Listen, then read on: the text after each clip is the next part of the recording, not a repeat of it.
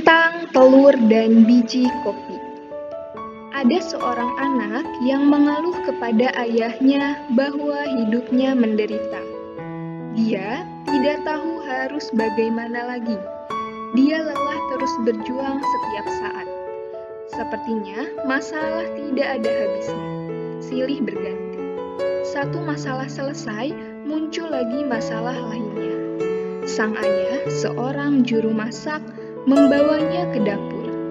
Dia mengisi 3 panci dengan air dan meletakkannya di atas api. Setelah air dalam ketiga panci itu mulai mendidih, dia meletakkan kentang di panci pertama, telur di panci kedua, dan bubuk kopi di panci ketiga. Kemudian, duduk kembali dan menunggu tanpa berkata sepatah pun kepada putrinya.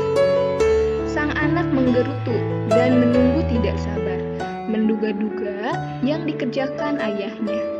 Setelah 20 menit dia mematikan api, dia mengambil kentang dan meletakkannya ke dalam mangkuk. Dia mengambil telur dan meletakkannya ke dalam mangkuk. Setelah itu, mengambil rebusan air kopi dan dimasukkan ke dalam cangkir.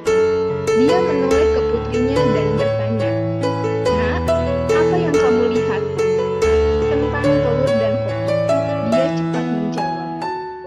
"Lihat lebih cermat," kata ayahnya. "Pegang kentang itu." Sang anak melakukannya dan kentangnya sudah empuk. Kemudian dia diminta mengupas telur.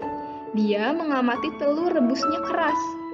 Akhirnya dia diminta menghirup aroma kopi yang harum hingga membuatnya tersenyum. "Ayah, apa maksud semua ini?" tanyanya. Sang ayah kemudian menjelaskan bahwa kentang, telur, dan kopi menghadapi tantangan yang sama, air mendidih. Namun, masing-masing bereaksi berbeda. Kentang yang keras setelah masuk ke dalam air mendidih berubah menjadi lembut dan lemah. Telur yang rapuh, yang hanya dilapisi cangkang tipis, saat dimasukkan ke dalam air mendidih, isi telur berubah menjadi keras. Yang unik adalah gilingan biji kopi. Setelah dimasukkan ke dalam air mendidih, mengubah air menjadi sesuatu yang baru. "Yang mana yang kamu mau?"